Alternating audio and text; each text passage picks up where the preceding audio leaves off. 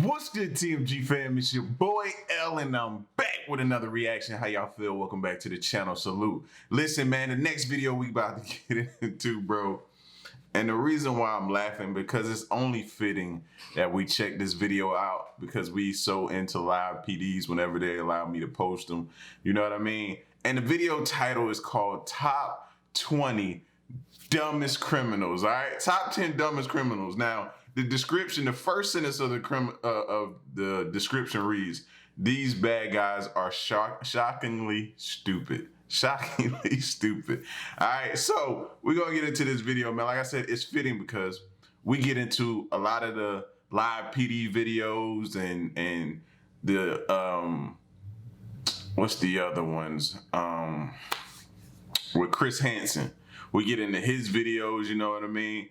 And To Catch a Predator. Yeah, I couldn't think for a minute. To Catch a Predator videos.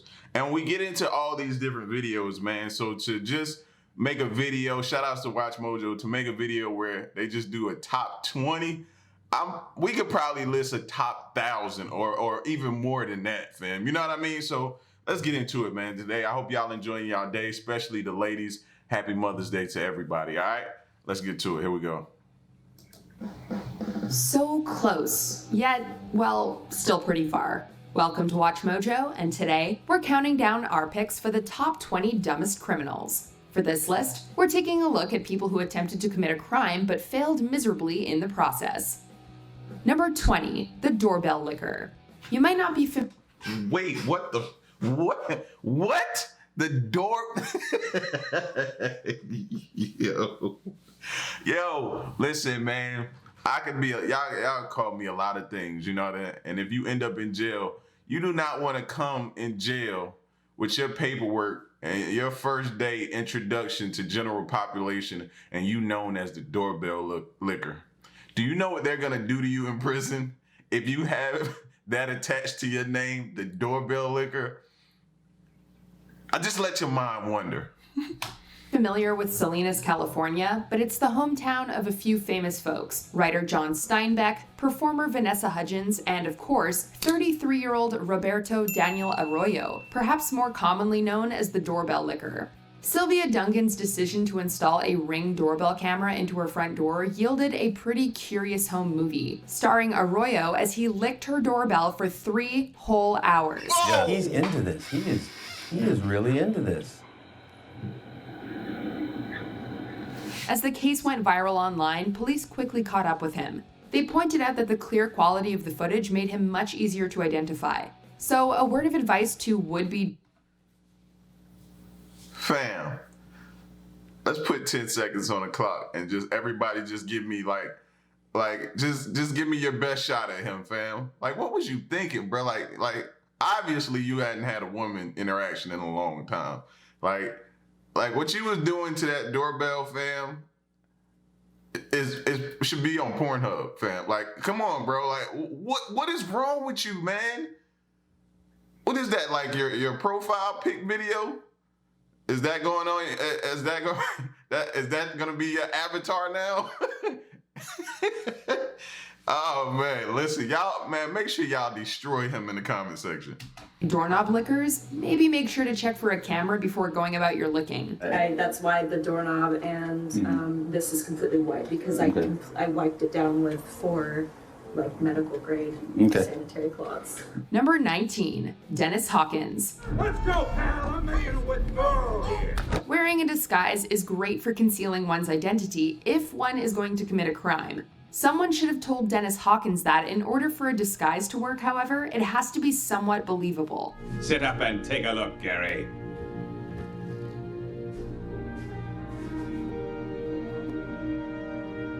It's uncanny. Hawkins apparently missed that memo as he attempted to rob a bank wearing clown pants with a pair of fake breasts and a blonde wig. Sorry, they're new.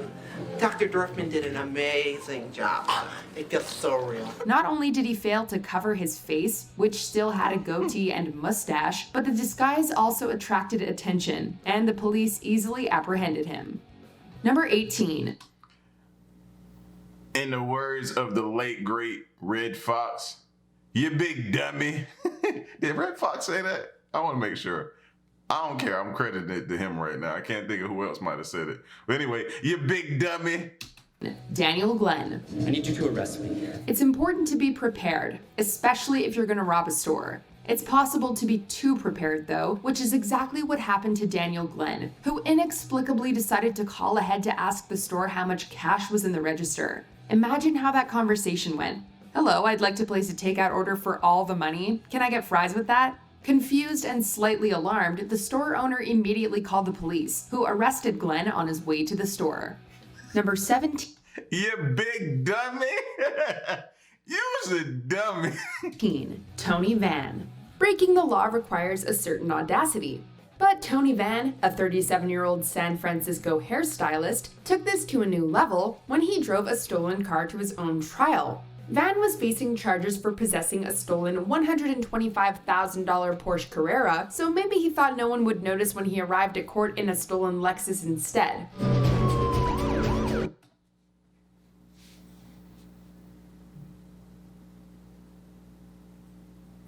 You big dummy.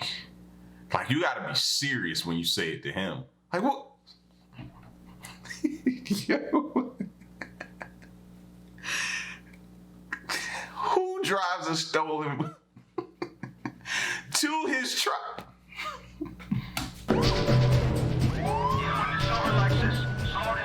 When Yorkshire puppies he'd left inside escaped through a window, sheriff's deputies noticed and ran the license plate. He was charged with possession of a stolen car and computer, as well as animal cruelty. Number 16, Trevor Jones. Ever just want to check your Facebook one more time? 34-year-old Trevor Jones couldn't resist when he broke into a house in Gwinnett County, Georgia, in November 2011.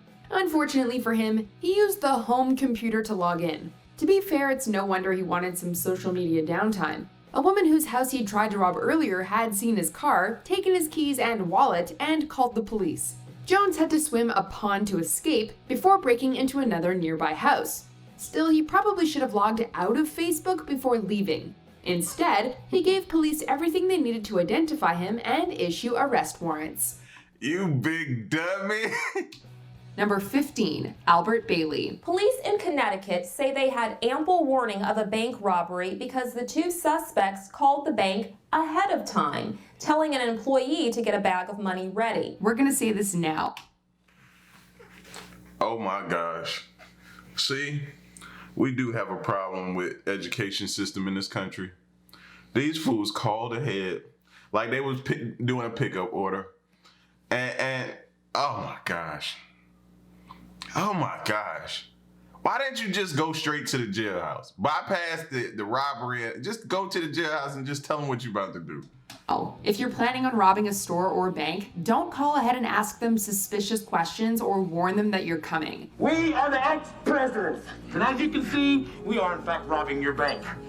So with a little cooperation, I won't have to blow your heads off. Seemingly inspired by our previous entry, Albert Bailey called the bank and told him he was coming to rob them so that they would have the money ready for him when he got there. He even had an accomplice enter the bank with a note informing the tellers who Bailey was. Open the damn door! Obviously, the tellers had called the police, who apprehended Bailey immediately. Hold it right there.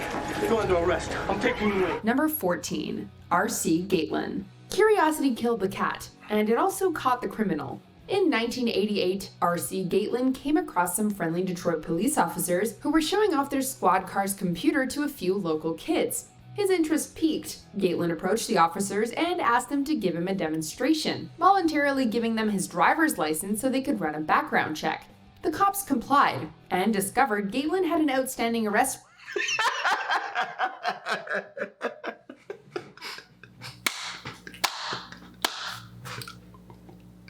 Wait a minute.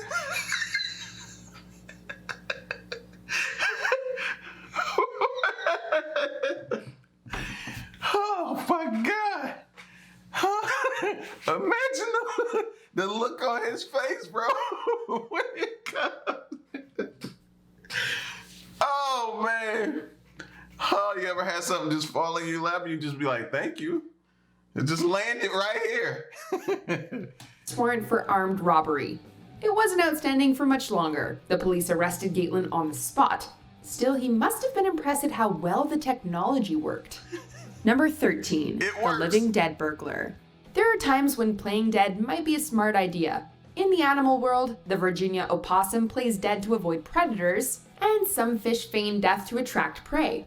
But when a 23-year-old man broke into a Spanish funeral home in March 2008, he learned it isn't the most successful strategy in the human world. When police arrived to investigate the reported break-in, this man tried to fool them by lying on a table in a glass chamber used for wakes. Police were tipped off when they noticed that, for a corpse, he was awfully alive, breathing and everything.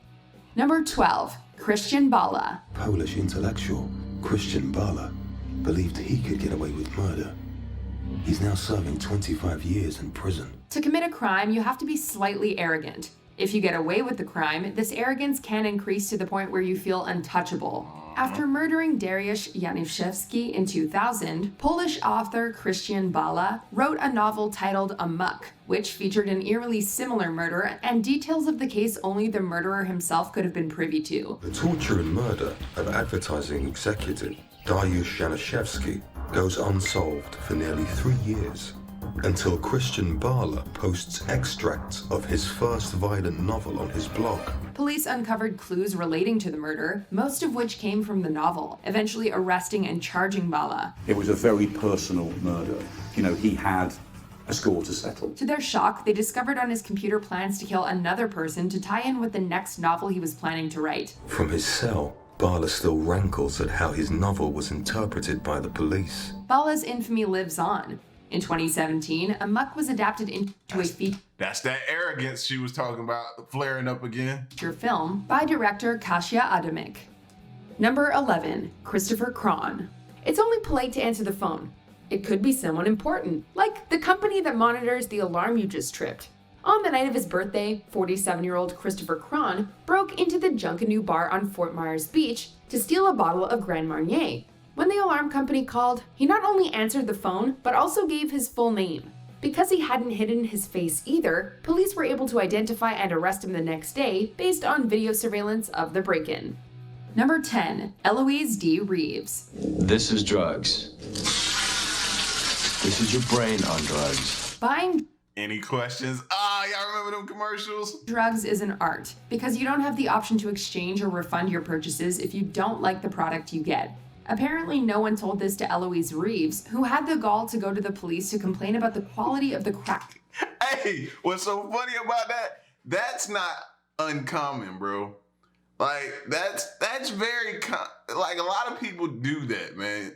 It don't work out for them, of course. But people do that, fam. Buy drugs or something illegal and then get mad and want to call the police and involve them. Like, I don't understand the thought process. It goes back to me always saying it, man. And if you knew, this might be your first time saying it. Ladies, those prenatal vitamins that are given to you, you have got to take those consistently, man. It is important in our brain development. We need that type of stuff because a lot of y'all be skipping some days, man, and you clearly see what's happening. That's all I'm saying. Crack cocaine she just bought. She reportedly pulled the crack rock from her mouth and placed it on the cop car for the deputy to inspect. What you need? One please. One what? One rock of crack. A crack rock. Is that enough? She was charged with the possession of cocaine and fined roughly $1,500. Number 9, Jonathan Ochoa. People have busy lives, and sometimes the only way to keep track of important events and dates is by keeping a diary. Dear Diary, Sleeping Beauty is having a slumber party tomorrow, but Dad says I can't go.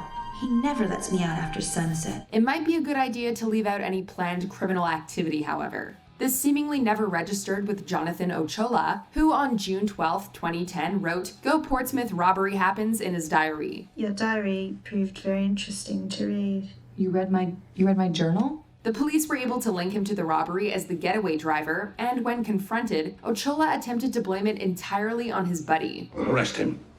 It's his fault. There is plenty of fault to be passed around. Number 8, Mark Smith. We aren't sure if there's a criminal handbook, but we have to guess that falling asleep in the house you're robbing has to be high on the things not to do list. Mark Smith must not have read that page. By dinner, I popped a few more on top of some cocktails and a Valium or two. Smith decided to take a quick nap under his victim's bed, drunk on vodka and high on Valium, only to be discovered by the homeowner, who immediately called the police. Not off. I wake up in strange places. I have no idea how I got there. You need to lighten up. We've heard of cat burglars before, but Smith seems to associate more with cat nappers. Where am I? What's going on? Number 7. Christopher Koch. In any criminal endeavor, there's plenty that can go wrong. But step 1 is actually getting inside the building you hope to rob. 28-year-old Christopher Koch should have looked at the opening hours before attempting to rob a Citizens and Northern Bank in Liberty, Pennsylvania. Wearing a ski mask and gloves, he rushed the door, only to find the bank had just closed. To be completely fair, what kind of bank closes at noon?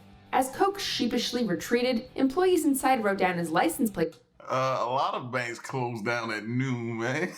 What do you think? That's more common than you think. Number, and he was later arrested. I don't want you to call the police. I want to go back to jail, please. Number 6, Derrick Mosley. So we know you're not supposed to bring a gun to a knife fight, but what about a baseball bat? Revolvers. Yeah, revolvers. This is exactly what Derrick Mosley did as he tried to rob a gun shop and steal a firearm, equipped only with a baseball bat and a knife. It's a lot more compact than the flaming sword, but it's not nearly as impressive. It doesn't have that Wrath of the Almighty edge to it. Of course, the manager pulled out his own gun and held Mosley until the police arrived. Who would have imagined that the manager of a gun store would possess his own gun?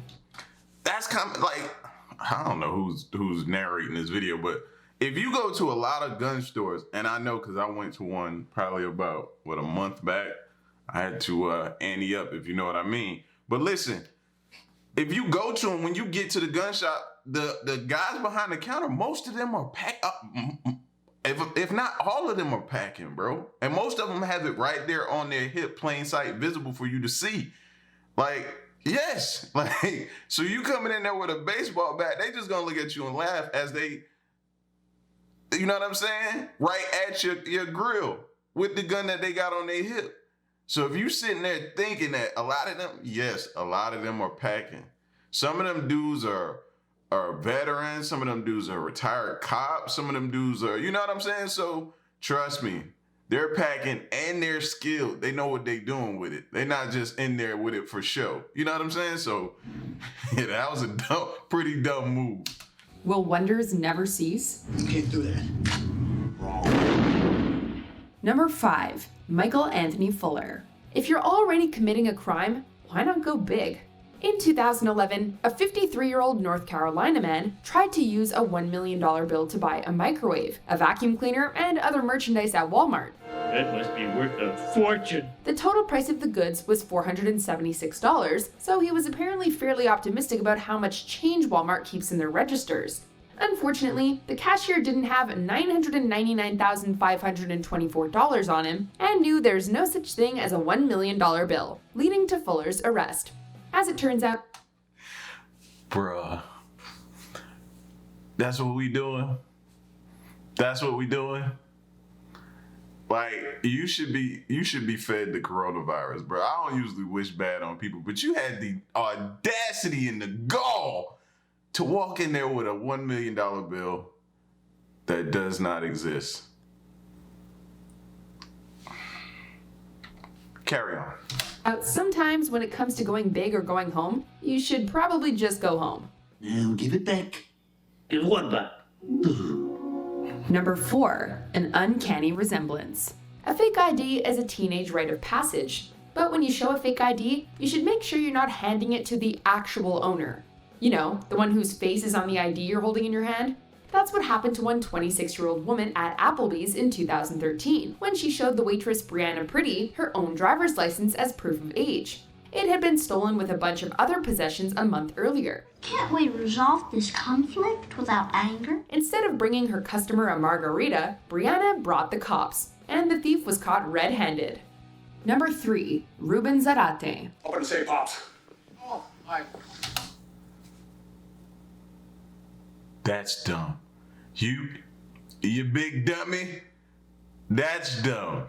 Open the goddamn safe! Deciding to rob a muffler shop, Ruben Zarate brought a gun and demanded the money, only to discover that the money was in the safe that could only be opened by the absent store manager. Now, I know you come back here to open your safe. So now you can open it. He decided it would be a good idea to leave his number with the store employees so that they could call him when the manager returned. Of course, they called the police, who set a trap for Zarate and arrested him. Excuse me? Placed under arrest. Are you kidding? Hands behind your back, sir. I'm trying to help here. Heck, we're just surprised Zarate didn't leave his name, address, and social security number too. Drop the gun. You are under arrest. Number 2. Robber of Halifax Bank in London. Committing a crime is a stressful endeavor, and mistakes do happen. If there's one thing all robbers should remember, however, it's that your gun is your most valuable asset.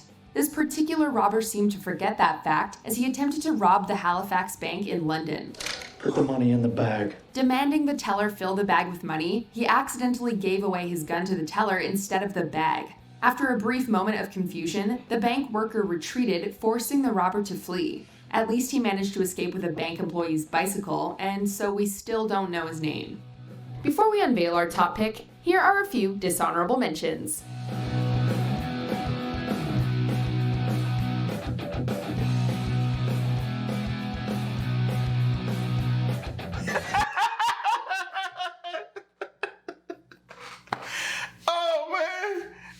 Steal a car, make sure it's a car that you can drive, bro. Steal something you can't drive, a stick shift. Before we continue, be sure to subscribe to our channel and ring the bell to get notified about our latest videos. You have the option to be notified for occasional videos or all of them. If you're on your phone, make sure you go into your settings and switch on notifications. Number 1. MacArthur Wheeler. When he was arrested for robbing 2 banks in Pittsburgh in 1995, MacArthur Wheeler was genuinely incredulous. His logic had been impeccable. Lemon juice is used in invisible ink, therefore if you rubbed his face with lemon juice, no one would be able to see his face. Right? Right.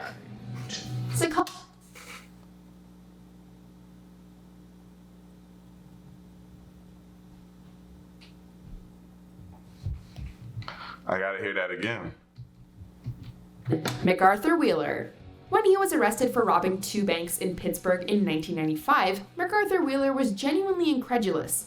His logic had been impeccable. Lemon juice is used in invisible ink, therefore if you rubbed his face with lemon juice, no one would be able to see his face.